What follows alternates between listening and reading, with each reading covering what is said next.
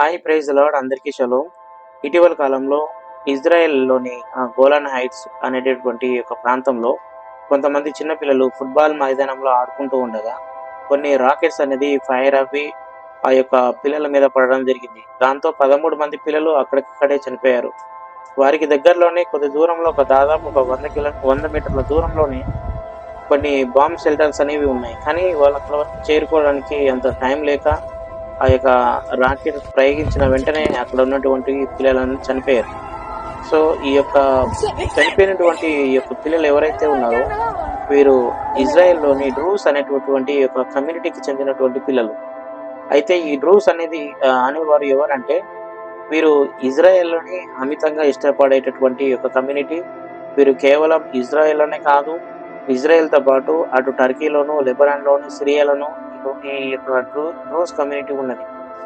So ఈ యొక్క ఆహ్, ఏదైతే రాకెట్ దాడి జరిగిందో, ఈ దాడిని మేము చేయలేదని ఈ హిజ్బుల్లా అనేది క్లెయిమ్ తీసుకోవడం జరిగింది. వారికి సపోర్ట్‌గా కొన్ని న్యూస్ ఛానెల్స్, వాళ్ళకి సపోర్ట్ చేసే న్యూస్ ఛానెల్స్ ఏవైతే ఉన్నాయో, అల్ జజీరా లేదంటే ఈ యొక్క బీబీసీ ఛానెల్స్ లాంటివి కొన్ని ఈ యొక్క దాడి అనేది వాళ్ళు చేయలేదు, లేదంటే వాళ్ళు అనుకోకుండా చేసింది కాదు అని వాళ్ళు చెప్పడం జరిగింది. అయితే ఈ దాడి జరిగినటువంటి యొక్క టైంలో బెంజమిన్ నెతన్యాహు అమెరికా పర్యటనలో ఉన్నారు. సో ఈ దాడి జరిగిన వెంటనే తను ఇమ్మీడియట్‌గా ఇజ్రాయెల్‌కి రావడం జరిగింది. ఆ యొక్క ప్రాంతాన్ని తను పరిశీలించారు. సో అట్లా ఆ ప్రాంతాన్ని పరిశీలిస్తుండగా అక్కడ ఉన్నటువంటి ఆ యొక్క తల్లిదండ్రులు కావచ్చు, అక్కడ ఉన్నటువంటి ప్రజలు కావచ్చు, ఈ వీరిపైన చాలా అసహనం అనేది ప్రదర్శించారు. చాలా కోపంగా మాట్లాడారు. ఈ యొక్క దాడికి పాల్పడిన వారిని కఠినంగా శిక్షించాలి. తిరిగి మనం ప్రతిదాడి చేయాలి. పగ అనేది ఖచ్చితంగా తీర్చుకోవాలని అక్కడ ఉన్నటువంటి వారు గట్టిగా కేకలు వేస్తూ వెళ్ళడం జరిగింది. అదేవిధంగా ఈ యొక్క ఆ యొక్క ప్రాంతాన్ని పరిశీలిస్తున్నటువంటి ఇజ్రాయెల్ మంత్రి ఎవరైతే ఉన్నారో తన మీద మీకు సిగ్గు లేదు, మీకు చేత కాదు, మీరు తిరిగి అటాక్ చేయలేరు అని చెప్పి వారి మీద ఈ యొక్క ప్రజలు అనేది గట్టిగా అరిశారు. సో దీనివల్ల మనకి ఏం అర్థమవుతుందంటే ఇక్కడ జరిగినటువంటి ఈ యొక్క దాడిని వాళ్ళు చాలా తీవ్రంగా ఖండిస్తున్నారు. ప్రతిదాడి చేయాలని కోరుకుంటున్నారు. అదేవిధంగా ఈ యొక్క హిజ్బుల్ అనే సంస్థని నాశనం చేయాలని అక్కడ ఉన్నటువంటి ప్రజలందరూ కోరుకుంటున్నారు. సో ఈ యొక్క దాడి జరిగిన తర్వాత ఇజ్రాయెల్ ప్రధాని బెంజమిన్ నెతన్యాహు క్యాబినెట్ మీటింగ్ ఏర్పాటు చేశారు. సో ఈ యొక్క క్యాబినెట్ మీటింగ్ అనేది ఏదైనా ఒక దేశం మీద యుద్ధం చేసే ముందు ఈ యొక్క క్యాబినెట్ లో మొత్తం చర్చిస్తారు ఏ విధంగా ప్రొసీడ్ అవ్వాలి అనేది.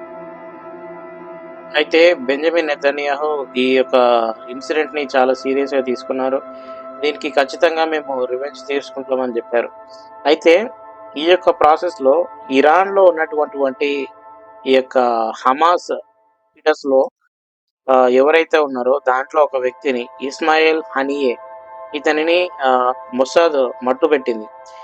అయితే ఇజ్రాయెల్ ఏం చేసినా కానీ చాలా సైలెంట్ గా చేస్తుంది.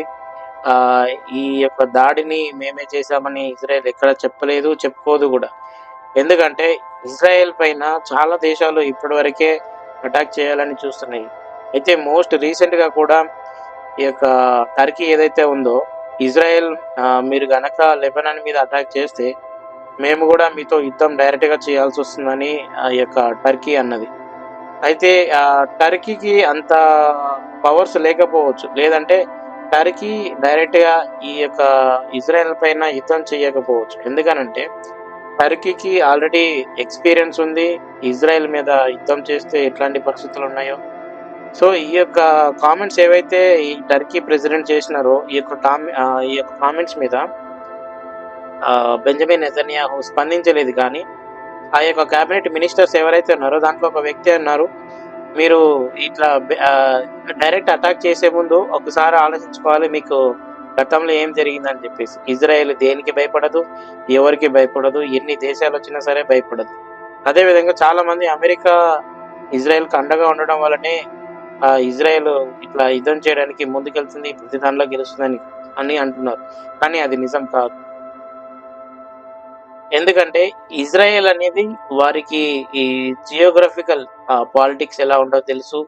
ఇజ్రాయెల్ అన్ని అనుభవించింది.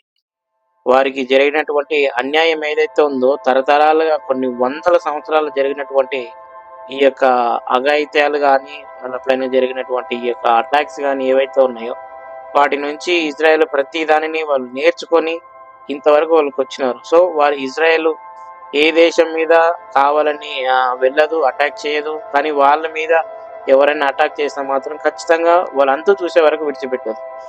సో, ఈ యొక్క యుద్ధం అనేది మరి ఎంతవరకు వెళ్తుందో తెలీదు. ఒకవేళ గనక ఇజ్రాయెల్ లెబనాన్ మీద డైరెక్ట్‌గా అటాక్ చేస్తే ఇరాన్ వాళ్ళకి సపోర్ట్ చేసి చేయొచ్చు.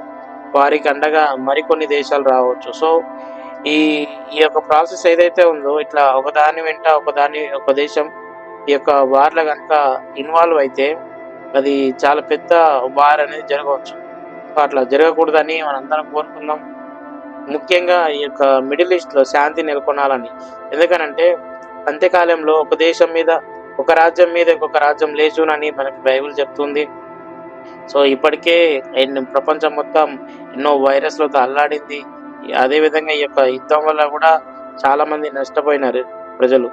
సో, అమెరికాలో ఉన్నటువంటి పరిస్థితులను మనం చూసినాం. అదేవిధంగా యూరోప్‌లో జరిగినటువంటి ఈ యొక్క పరిస్థితులను చూస్తున్నాము.